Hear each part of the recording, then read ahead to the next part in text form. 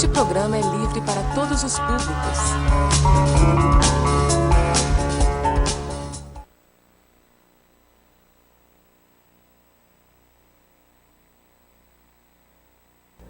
Boa tarde, Bahia!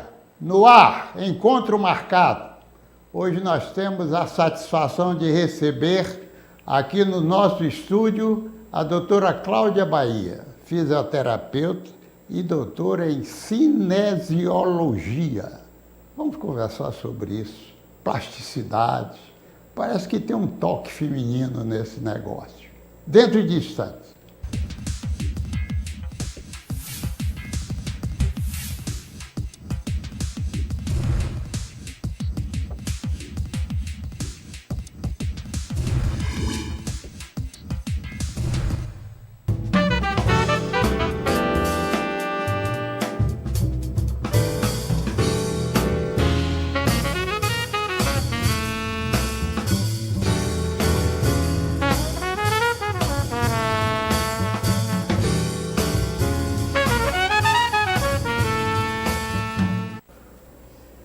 Doutora Cláudia, eu quero expressar a satisfação deste programa, de recebê-la aqui e aproveitar desse momento para a gente sentir dessa sua composição profissional de fisioterapeuta, de cinesiologia,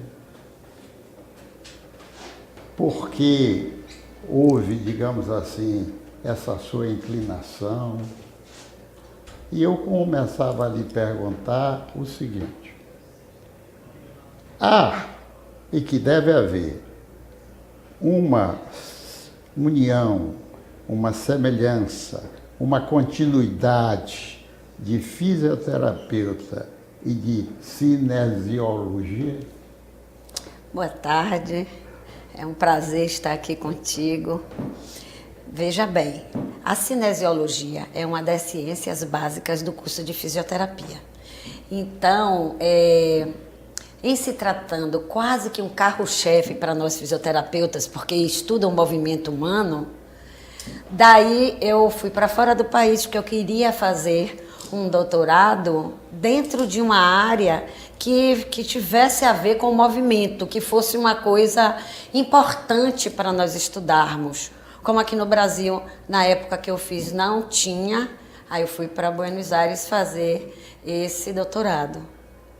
E me diga uma coisa, nesse doutorado que você fez, digamos, o que ele representa dentro da formação, digamos, da pessoa, da composição do seu corpo? Eu estou vendo que fala em plasticidade, isso, não é? Desse movimento, se é uma forma de correção, ou como é que isso funciona?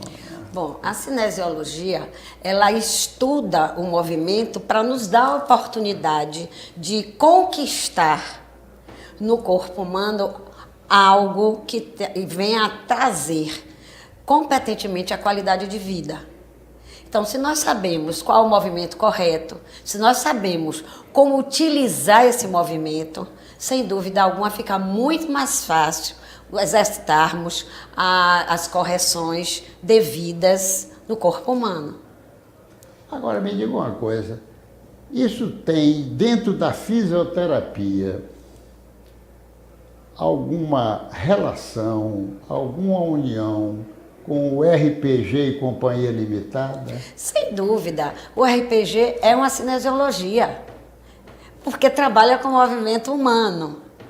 Então, eu tive a oportunidade, nesse trabalho que eu fiz com os pacientes que fizeram transplante de células-tronco, de trabalhar com a cinesiologia e montar um grupo de...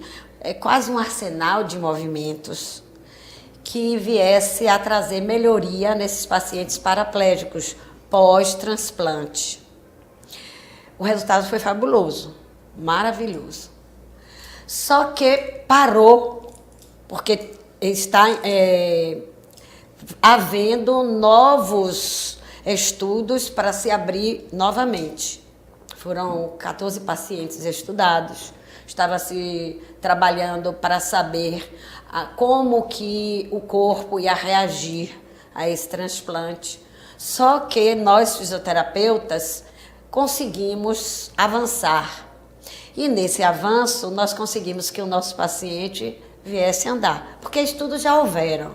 Esse não é o primeiro. Só que esse, acredito eu, porque houve uma mídia enorme, que aconteceu que associou a fisioterapia. Aí o resultado foi fabuloso. Então a gente sabe que células-tronco com fisioterapia dá muito certo. Daí que nós conseguimos implantar um método que denominamos kinesioplasticidade, já que estávamos trabalhando com neurologia, já que estávamos trabalhando com o corpo humano, células, então veio o movimento utilizando a plasticidade humana, utilizando todo esse arsenal que o corpo tem para se autocorrigir. Na realidade, o corpo cura, ele se cura, se nós assim o permitimos. E trabalhando com movimento, trabalhando com... Porque a kinesioplasticidade, ele não é somente um exercício. Nós temos psicólogos, nós temos nutricionista, então existe todo um arcabouço para poder se fazer a saúde. Pelo que eu estou vendo, é uma composição multidisciplinar. Sim. Né? Agora, o que eu queria lhe perguntar é o seguinte, você falou em transplante. Qual foi, digamos assim, esse transplante realizado? Parece que eu vi alguma anotação de célula-tronco. Como é que foi isso, esse transplante que foi feito? Esse transplante foi feito aqui na Bahia. Inicialmente, ele tinha uma composição de vários órgãos, certo?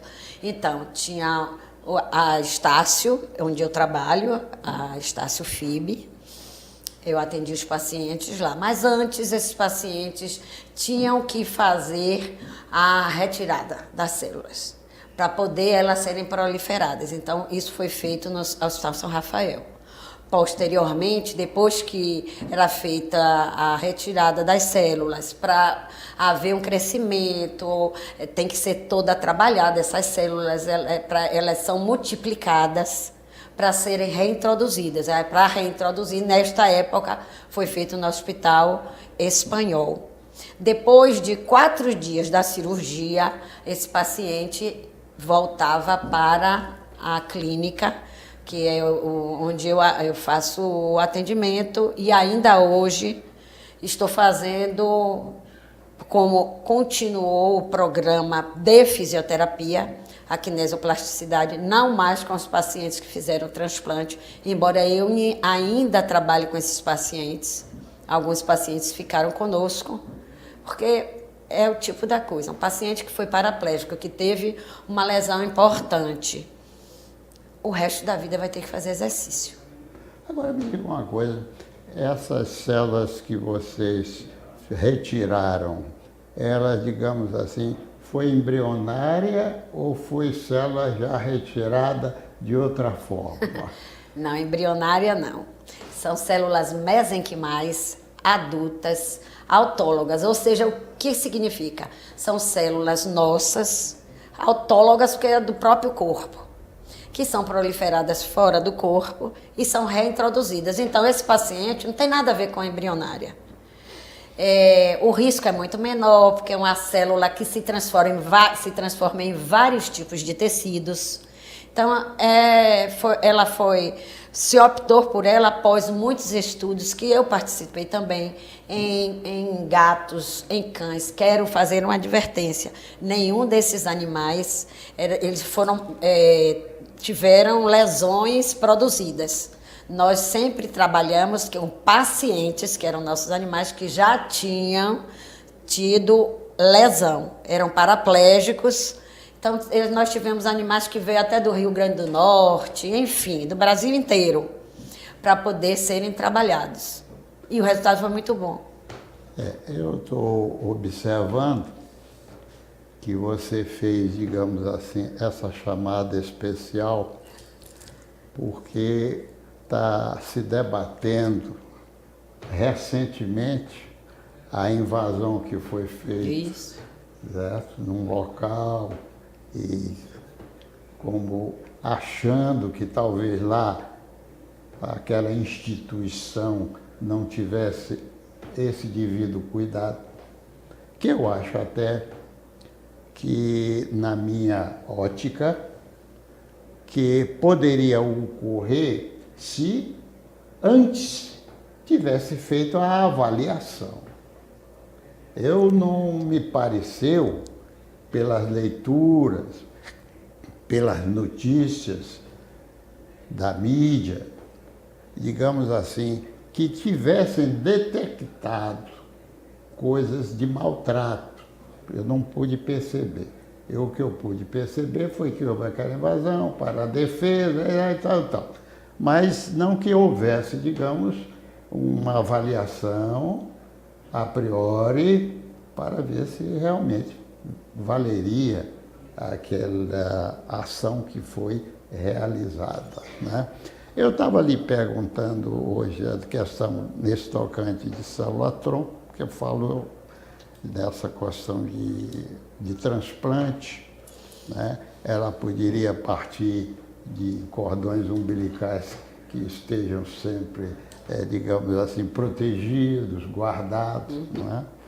E quando você falou nisso, e aí falou também de algumas lesões ocorridas no corpo, onde trouxe limitações às pessoas. Eu até hoje tenho uma lembrança, porque eu tive um sobrinho que realmente apareceu com uns sintomas, né, que ele poderia, talvez, na perna, como se fosse alguma coisa neurogênica.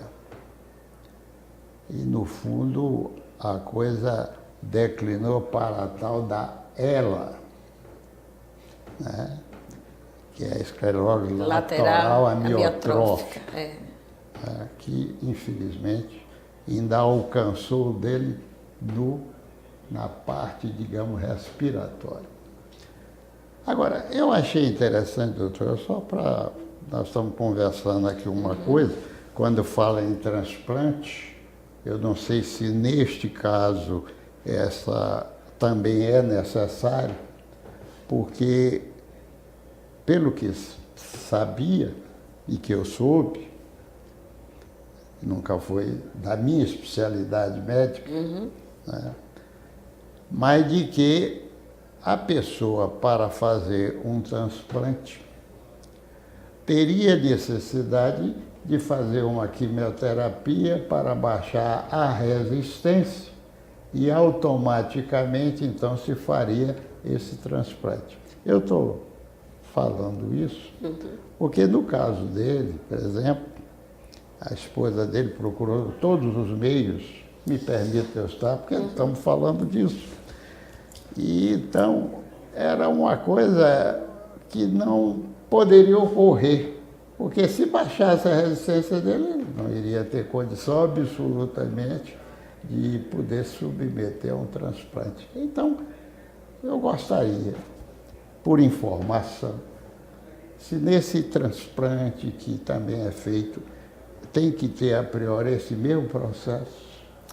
Veja bem, nos casos que eu acompanhei dos 14 pacientes, não, esses pacientes já eram pacientes paraplégicos, porque o programa só foi para pacientes paraplégicos. Sim.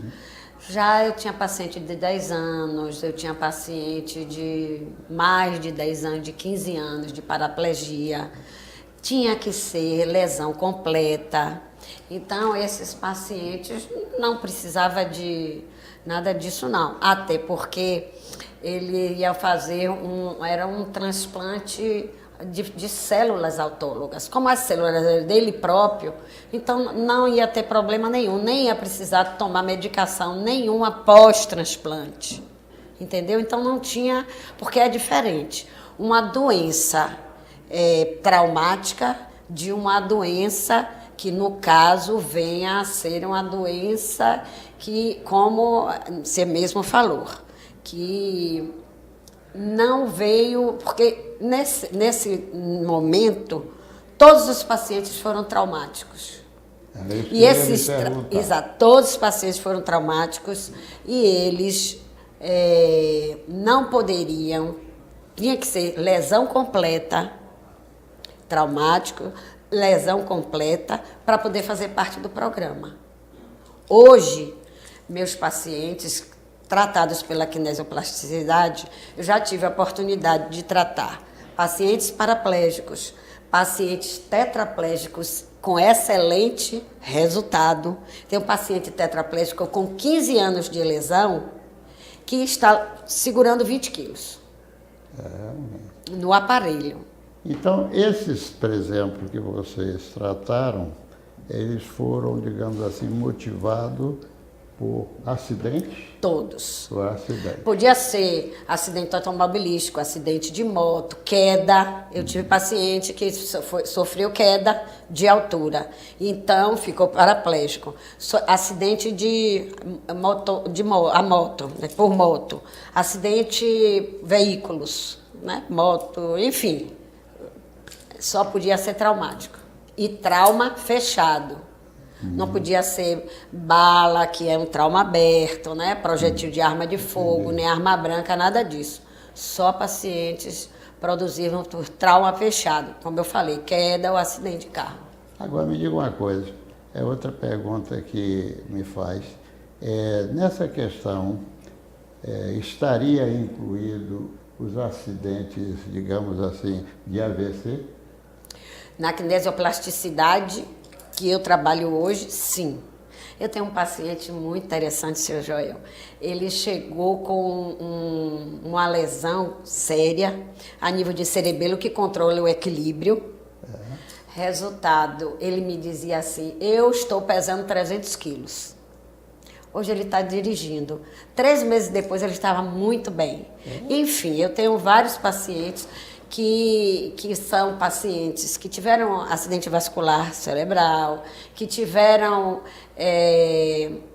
até eu comecei a fazer um tratamento num paciente que tem artrite gotosa, né? A famosa gota, da artrite incrível. Eu estou tratando desse paciente. Fora os traumas, fora pacientes oncológicos. Eu tenho alguns bons resultados com pacientes oncológicos. Enfim, eu estou fazendo uma investigação desse método e vários que ele tem várias modalidades de segmento no tratamento para que eu vou me dirigir para para o tipo da lesão que a gente vai trabalhar.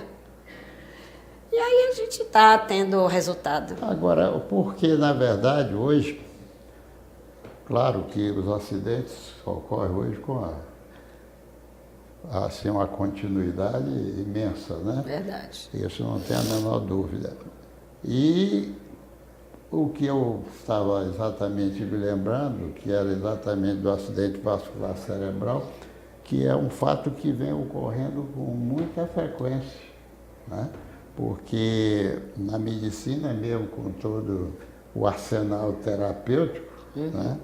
Mas de quando em vez as coisas ocorrem, né? E às vezes as pessoas têm, digamos assim, as suas lesões, né? Que ficam com aquelas suas deficiências, e eu estava lhe perguntando se na clínica sua há muita frequência de casos desse do AVC. Sim, tem sim.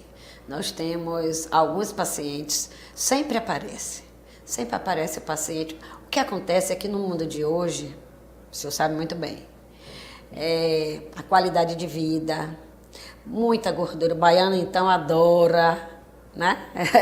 Sempre comendo erradamente. Aí a tal hipertensão ocorre, às vezes ela é surda, ninguém sabe que tem. Quando vai ver, já é um acidente mais grave. Então, aí só nos resta o quê? Vai tomar medicação para controlar a tensão, para controlar o nível de estresse também, que isso facilita e muito. Tenho pacientes magros que tiveram acidente vascular. Mas eu sou uma pessoa magra, eu não tenho gordura para entupir minhas veias, como eles dizem, mas a qualidade de vida não é boa. Exato. O estresse é muito grande. E as pessoas, até no trânsito, eu vejo diariamente as pessoas como se estressam no volante. E se tem, hoje, engarrafamento é uma coisa comum, não é? É verdade. Então as pessoas não têm a paciência devida de esperar que o carro da frente saia. Aí fica buzinando, ocorre o quê? É um dando tiro no outro, que se irrita, sai, briga, bate o carro, enfim. Uma série de ações, todas que vêm a conturbar a qualidade de vida. E o que é que vai acontecer com isso? A tensão vai subir, não é isso? Se sobe a tensão, o que vai acontecer? Os vasos vão se contrair. O sangue vai dificultar a passagem do sangue. Então, você que é motorista tem que ter cuidado. Tem que ter cuidado com isso tudo. Porque se ocorre isso, sem dúvida alguma pode ter um acidente, até nos magros. É verdade. Não, isso aí dessa parte... E vai terminar fatalmente. Exatamente. Não é? Vai terminar fatalmente fazendo fisioterapia. Claro, não tenha dúvida. Agora, o que eu estou achando muito importante nesse trabalho que vocês estão fazendo é para poder haver essa recuperação dessas pessoas, né? Porque a gente via isso com mais frequência, as pessoas com suas limitações, né? E hoje, já existindo essa parte específica, eu acho que essa recuperação se processa melhor, né? E eu acho, por exemplo, o São Rafael é um hospital, por exemplo, que faz muita pesquisa nesse contexto, né? Eu não sei se essa clientela, ela procura vocês, a clientela procura, ou se há um encaminhamento para esse serviço. Como é que funciona essa coisa? Veja bem, como eu trabalho na faculdade, eu tenho uma parceria, eu presto esse serviço, eu tenho um ambulatório lá de pesquisa. Faculdade de Medicina? Não, faculdade, a Estácio FIB, fica no STIEP. Então, eu faço esse trabalho, não tem custo, porque é pesquisa. Sei. Certo? Entendi. Então, eu faço pela minha pesquisa, pelo meu trabalho, eu estou aposentada, então eu estou cuidando de ver como é que a gente consegue ter mais qualidade de vida para as pessoas. É isso que eu estou buscando.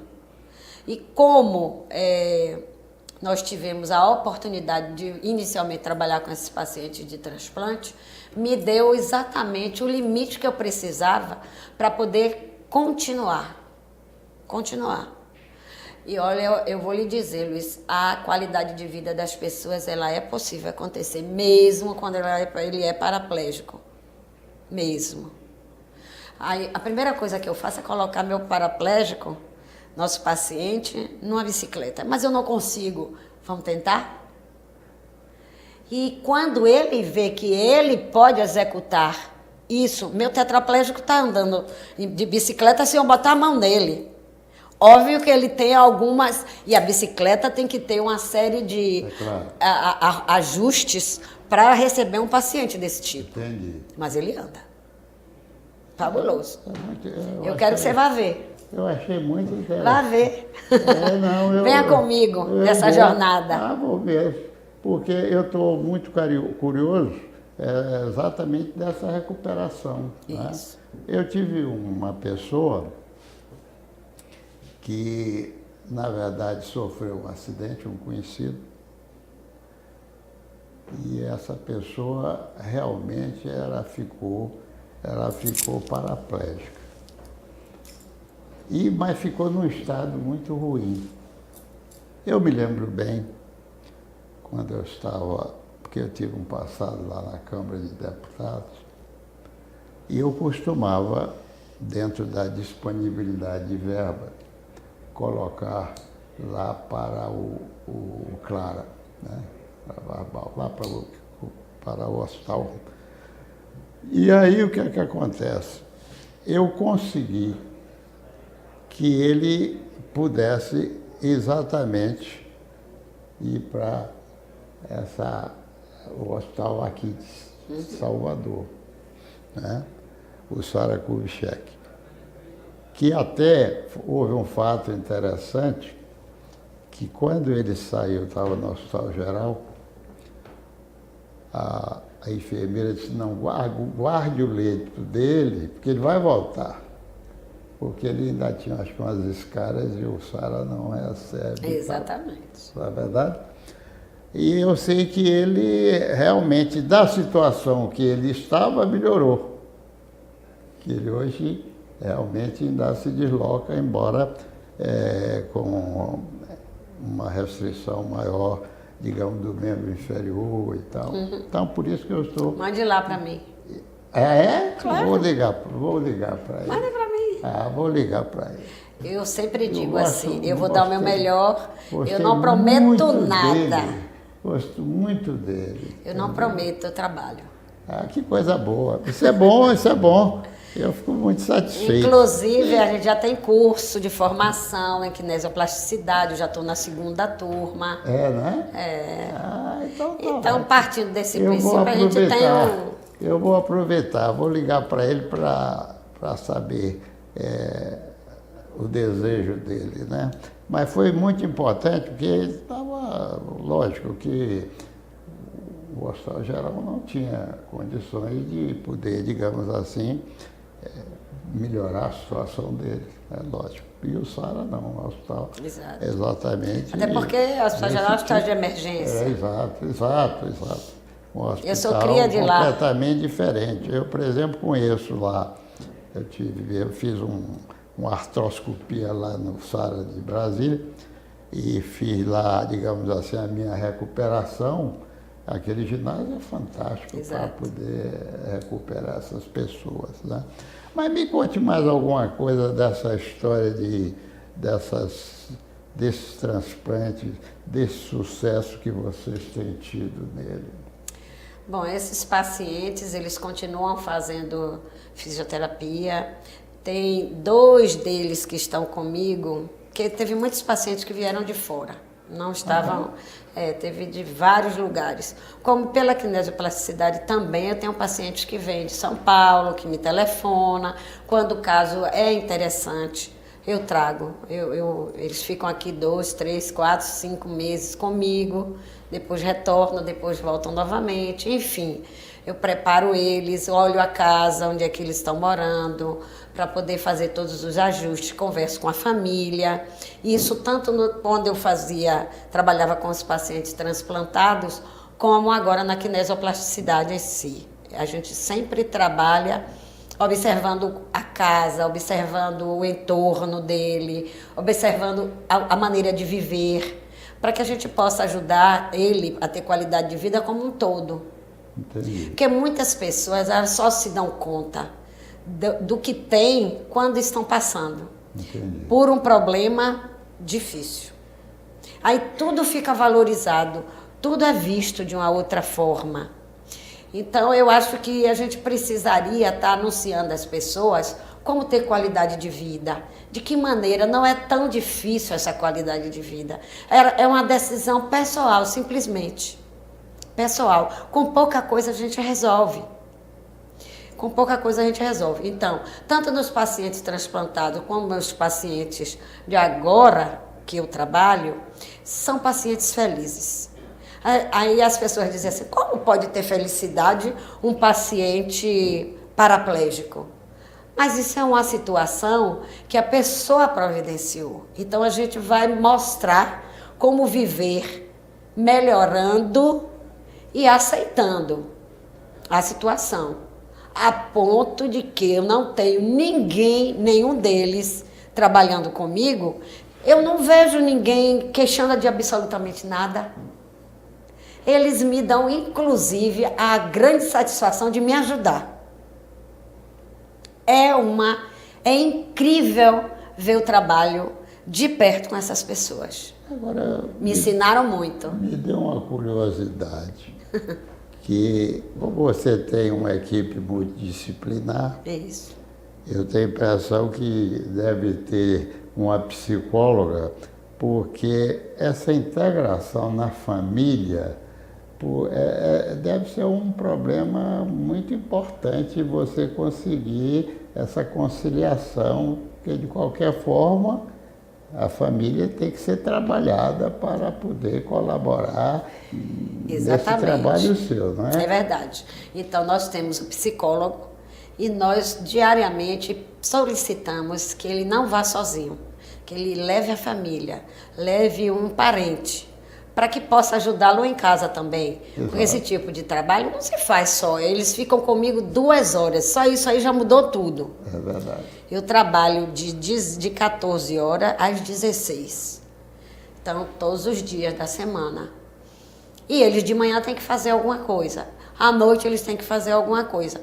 Fora o que já trabalham. Eu tenho pacientes que trabalham. Eu tenho um paciente que é de Feira de Santana, ele sempre vem.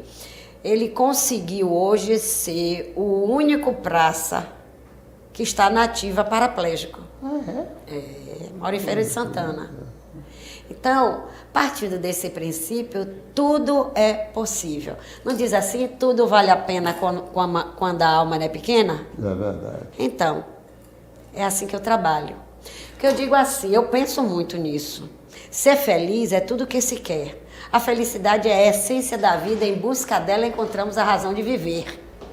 Então, partindo desse princípio, é que a kinesioplasticidade vai entremeando a volta ao movimento, a qualidade de vida. Então, a pesquisa que a gente faz nesse particular é buscando essa ajuda e trazendo a essas pessoas uma conscientização de que viver com qualidade é possível, mesmo estando numa cadeira de rodas. Agora, me diga uma coisa. Quando você faz isso, esse seu trabalho, esse pessoal leva para casa o que tem que fazer ou se limita exclusivamente só ao seu trabalho? Não, eu peço e presto contas. Peço contas. Às vezes eles levam um diáriozinho, porque, por exemplo, o diário miccional eu tenho que saber, porque esses pacientes têm problemas de uretra, né? A bexiga. Então não funciona. E aí eu vou pedir, porque tem exercícios, tem a fisioterapia específica, ele tem que me relatar. E tem mais um detalhe. Como a gente tem um trabalho que ele se sente na responsabilidade de estar executando junto comigo, eu digo, olha, eu sou a profissional que trabalha com você, que eu tenho uma equipe, né? Uhum. E você é coparticipador desse processo. Se você não fizer, você é um membro dessa equipe. A equipe vai ficar desfalcada. Então, você não é o paciente, você faz parte da equipe. Então, eu dou responsabilidade a ele. Como eu dou responsabilidade a ele, daí que ele se sente responsável também pelo processo. Incrivelmente, se ele não faz, ele vai chegar, doutora, eu não fiz. Ele diz para mim. Né? Diz. Senão eu vou saber de qualquer jeito. É verdade. Sim. Você vai sentir que realmente não ocorreu a colaboração pela parte dele. Cada dia é um dia. E cada dia a gente sabe exatamente como está respondendo. Se eu não conseguir absolutamente nada a partir do dia passado, eu vou saber. Aí eu vou perguntar e ele não vai me mentir. Isso é verdade. Então, agora, esse trabalho que eu estava frisando com você, da questão da participação da família, é importante, porque eu sei que deve ter, digamos assim, uma certa dificuldade que essa pessoa convive nesse meio. Eu imagino que isso ocorra, né? Não sei bem pela sua experiência. Olha, como é que é isso? Olha, Luiz, vou lhe dizer, às vezes os parentes são mais doentes do que os próprios doentes. Acredite. Às vezes eu tenho que sentar com a mãe que não aceita. É isso. A minha profissional que trabalha, né, na nossa equipe, é psicóloga, tem que sentar. Eu tenho uma paciente, ela hoje é minha paciente também. Ela engordou simplesmente nesses 5 anos que o filho, antes disso, né, que é quando eu a conheci, tem um ano e pouco atrás, 45 quilos. Ficou obesa. Hoje é minha paciente, que eu também estou começando a fazer uma investigação da quinesioplasticidade e obesidade. Entendeu? Então, partindo desse princípio, a gente tem que estar junto da família também. Eu imagino. E aí termina dando os braços todo mundo e vamos que vamos. E tem que ser dessa maneira. E né? de uma maneira bem leve, sem nada assim muito... E a gente vai brincando, a gente vai conquistando. A quinesioplasticidade tem uma coisa que eles dizem assim para mim. Olha, quando eu escuto isso, menino, que ele faz o movimento que eu digo tá certo, eu falo alto, isso, menino. Aí ele diz que as células ficam assim, que tem a obrigação delas trabalharem. E isso é maravilhoso, ele chegar nesse entendimento de que a célula com o movimento, com o desejo dele, vai trabalhar, mesmo que não estejamos trabalhando com a célula-tronco, mas a célula vai trabalhar. O comando verbal, ele vai buscar novas sinapses. E nisso que eu trabalho. Que ótimo. Agora me diga uma coisa, doutora Cláudia, vamos fazer o seguinte, você teria, digamos assim, alguma... Eu gosto sempre de, no final do programa, fazer com que a pessoa entrevistada diga alguma coisa que ache necessário para o telespectador, alguma lembrança, algum lembrete, alguma recomendação, não é? Pode ser até que alguém que esteja nos assistindo tenha um paciente num estado desse e não sabe nem o que faz. Qual seria a sua recomendação, tudo dentro desse contexto? Olha, Luísa, o que eu tenho a lhe dizer, e a dizer a você, telespectador, é que olhe o seu paciente com muito carinho. Olha a pessoa que teve um pequeno problema e que vai causar uma lesão, infelizmente, grande. Ele tem que ter a atenção da família, principalmente. E se você tiver dúvida, pode me procurar lá na Estácio FIB, que fica no STIEP, que eu vou lhe receber com o maior carinho, mesmo que seja só para lhe dizer como você deve agir, porque nem sempre todos os casos são casos que a gente vai poder trabalhar. Mas muitos casos têm chegado a Estácio e eu tenho recebido. Eu queria lhe pedir para você repetir aonde lá no STIEP. À tarde, eu fico à tarde na Estácio FIB, no STIEP, na faculdade. Estácio FIB. Eu fico na clínica escola da Estácio. Então, a clínica escola, ela recebe pacientes de todas as áreas da saúde que tem lá na Estácio. E eu estou lá porque pesquisa é uma coisa que eu gosto de fazer. Eu, graças a Deus, implantei aquela faculdade, eles me receberam para fazer pesquisa. E eu estou nessa parceria com muita gratidão. Então, eu espero que você que está nos assistindo, né, não, Luiz? É verdade. Possa ser beneficiado com com o que nós conversamos aqui, que foram elucidados algumas coisas. A colocação foi muito perfeita. Que eu tenho certeza absoluta que alguém pode estar com um problema desse. Exatamente. Você está dando aí diretriz. Exatamente, a gente pode lhe ajudar e pode tratar também. Enfim, eu quero dizer o seguinte, todo cuidado é pouco. Cuide da sua saúde, olhe como é importante a qualidade de vida. Olhe como é importante você não chegar num prato de feijão e comer ele com muita ganância. Minimize, bote menos. Com certeza seu corpo vai agradecer aquelas tais. Não tem, eu não sei, mas eu acredito que tem pessoas, eu já vi, que pega a medula do animal e chama tutano, não é isso? E chupa aquilo. Eu digo, ele tem muita gordura. Mas aí a pessoa vai tomar medicação. Aquilo às vezes é um momento de satisfação. Só não pode ser todo dia. Exatamente. Só não pode ter ser um todo momento dia. de satisfação. É né? isso. Agora você citou um negócio aí que eu gosto sempre de dizer. A pessoa, uma grande maioria, só sabe que deveria ter, que tem saúde quando está doente. Só sabe Porque quando perde. esquece, acha que não tem. Agora, quando está doente, e o pior, sabe, Cláudia, o pior é que faz com que você não tenha saúde. Exatamente. Você há de convir, né, de pessoas, por exemplo, eu até vou fazer um aviso aqui, nesse caso. Fumar. Está comprovado hoje. Verdade. Mas a pessoa entra naquele aforismo, morre quem fuma, morre quem não fuma. Eu escutei isso de um grande mestre. Pois é. Eu dizia a ele assim, professor, na mesa estudando, professor, isso vai fazer mal. Eu vou morrer, você vai também? Um grande cirurgião. É a grande desculpa. E foi embora, exatamente. Alguma desculpa para se enganar. Isso, viu? mas se a gente quer ter qualidade de vida, tem que olhar isso a autoenganação. Exatamente. Viu?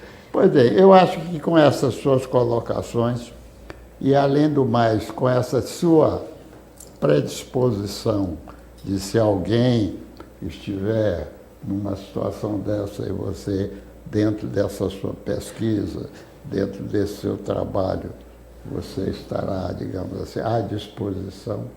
Por tudo isso que foi dito, eu só tenho que lhe agradecer esse momento. Eu que lhe agradeço, meu Satisfação querido. grande, Eu que viu? lhe agradeço e com certeza seus telespectadores, sem dúvida alguma. Você está certo, não Não tenha é? dúvida. Porque isso é um serviço de utilidade pública. Lógico. E tudo isso vale a pena. Vai.